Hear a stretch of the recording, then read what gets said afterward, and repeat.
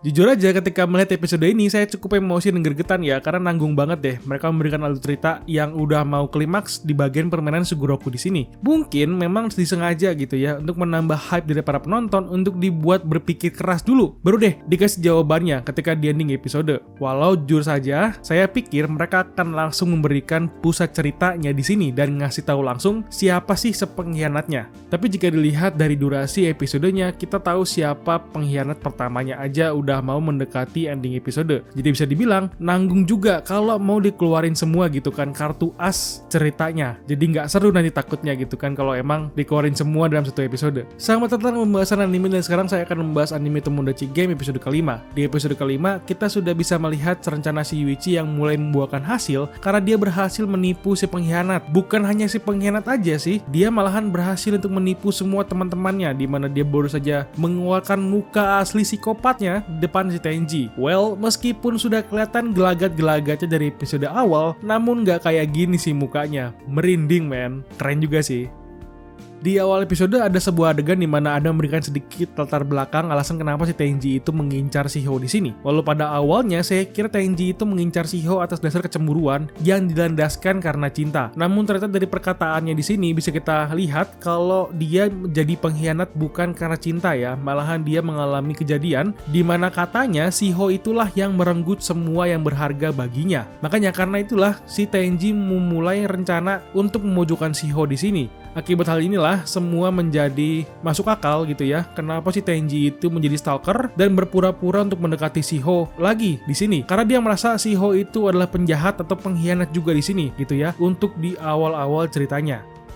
Lalu kembali ke dalam lanjutan ceritanya di mana si B sedang dihakimi karena ada sebuah rahasia mengenai dia itu pernah membunuh orang sebelumnya. Di sini si B yang meronta-ronta untuk menyangkal tuduhan itu ke arah Manabu. Kalau dipikir pakai logika, saya cukup setuju dengan pemikiran si Tenji yang bilang kalau si B itu tidak mungkin untuk membunuh orang meskipun bisa muncul sebuah kecurigaan akibat perilaku ayahnya yang cukup berdosa. Apalagi jika si B ada membunuh orang, mungkin ayahnya yang bisa membuat kasusnya itu menghilang dari muka bumi. Jadi nggak mungkin kan orang-orang bisa percaya langsung begitu saja. Akibat hal itulah ketika si B meronta-ronta ke Manabu, si B pun ada meminta Manabu untuk memberikan sebuah hukuman pada orang yang menulis kebohongan tersebut sesuai dengan peraturan yang sudah ditetapkan dari awal.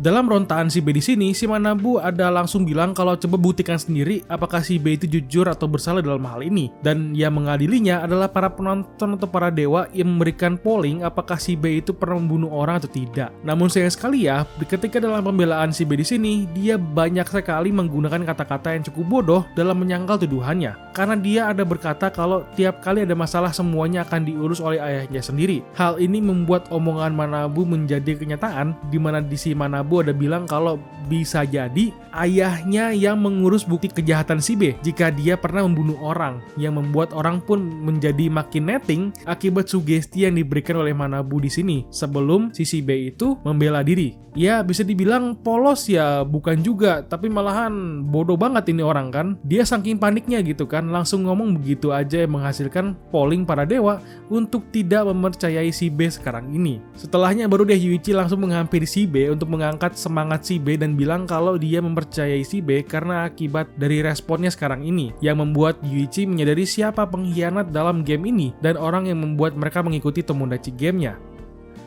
Dalam perkataan si Yuichi di sini, si Tenji sudah bersiap untuk kemungkinan terburuk jika si Yuichi bisa mengatakan nama sepengkhianatnya langsung. Namun akibat si Yuichi bilang kalau dia belum bisa mengatakannya di sini, membuat Tenji itu percaya bahwa Yuichi itu hanya menggertak saja agar dia menjadi tidak sabaran dan menimbulkan kecurigaan. Dalam rencana awalnya di sini, si Yuichi ada menyuruh teman-temannya untuk menuliskan aibnya sendiri sebagai tanda untuk mengetahui siapa pengkhianatnya di sini. Karena jika ada orang yang menuliskan aib orang lain dan bukan aib mereka sendiri, bisa terlihat bahwa itulah si pengkhianatnya. Namun jika dilihat dari sekilas, memang rencana si Yuichi ini cukup simple sampai-sampai ketahuan kan maksudnya apa. Bikin curiga nggak sih rencananya si Yuichi di sini? Karena terlalu simple banget kan. Dan pada akhirnya rencananya pun gagal, di mana kertas aibnya menjadi 10 lembar yang membuat mereka pun tidak tahu siapa yang menulis dan siapa pengkhianatnya di sini. Akibat hal itulah pertemanan mereka mencapai puncaknya ditambah dengan dorongan si Tenji ke Shiho yang membuat mereka pecah dan tidak mempercayai satu sama lain lagi. Hal ini juga cukup bagus untuk Tenji yang mulai meremehkan si Yuichi dengan menganggap bahwa dia itu bodoh karena rencananya yang cukup rentan dan membuat pertemanan mereka itu hancur sekarang ini. Lalu setelah selesai rencana si Yuichi, kita bisa melihat sebuah flashback lagi dari si Tenji agar kita sebagai penonton bisa menyambung benang cerita mengenai masa lalunya, di mana di gambar awal mengenai si Tenji yang masih memakai baju sekolah sebelumnya dan berdiri di atas hujan. Hal ini bisa menandakan sesuatu yang sedih karena si Tenji bilang dia kehilangan sesuatu yang berharga baginya. Biasanya kalau di anime ada karakter yang berdiri di atas hujan dan merasa tegang, sedih gitu, itu tandanya ada yang meninggal sih. Jadi antara teman Tenji atau keluarganya yang meninggal di hadapannya, dan hal itu dianggap oleh Tenji masih ada kaitannya dengan si Shiho. Di sini masih belum kelihatan mengenai cerita jelasnya, namun kita bisa mengira-ngira ya dengan apa yang terjadi di sini. Dan pada akhirnya permainan dilanjutkan dengan Shiho yang sedang di pojokan dengan berdiri di pinggir lubang yang menjadi tanda untuk mereka semua hampir menyelesaikan gamenya di sini. Walau ada adegan yang cukup mengagetkan juga dari si administrator yang nonton dengan perkiraan kalau mereka merasa ada yang janggal dengan keadaan permainan kelompoknya sekarang. Di mana si admin cewek rambut hitam ada menyadari rencana si Yuichi ketika di ending ini permainan, di mana dia pun merasa kalau mereka sudah membuat manusia keji atau monster untuk mengikuti permainan ini. Jadi ya sudah bisa terlihat ya harusnya dari ekspresi si Yuichi juga yang udah kayak psikopat juga gitu kan. Karena di ending di sini si Yuichi ada mencoba rencana barunya, di mana dia ada menjelaskan bahwa rencananya ini akan membuat mereka semua bisa ikut ke game selanjutnya, kecuali si pengkhianat, yang menjadi sebuah cara agar mereka bisa mengetahui siapa sih si pengkhianatnya, dengan membuat mereka menuliskan aib mereka sendiri dengan perkataan bahwa akulah yang mendaftarkan kita untuk bermain Tomodachi Game. Dengan hal itu, dewa bisa melihat dan menghukum pembohong dan membuat mereka menuju goal sekaligus, kecuali si pengkhianatnya di sini. Makanya di sini Tenji mulai kebingungan ya dengan langkah yang akan dia lakukan. Apalagi si Yuichi meminta Tenji untuk menuliskan aib itu duluan, di mana hal itu membuat Tenji mulai merencanakan 1000 cara agar bisa lepas dari kecurigaan teman-temannya di sini.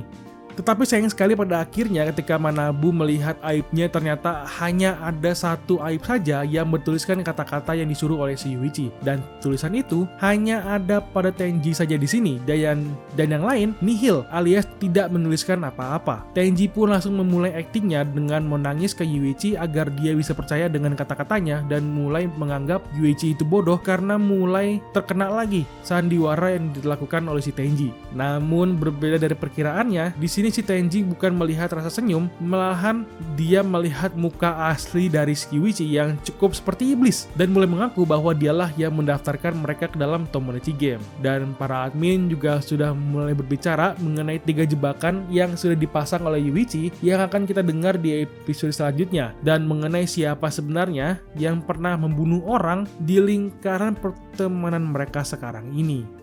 Oke, itu pembahasan mengenai Tomodachi Game episode kelima. Jika kamu suka dengan pembahasannya, silahkan di like videonya dan subscribe channelnya. Lalu berikan pendapat kalian mengenai episode kali ini. Tulis komentar ya. Sampai ketemu di video lainnya. Thank you for watching and bye-bye.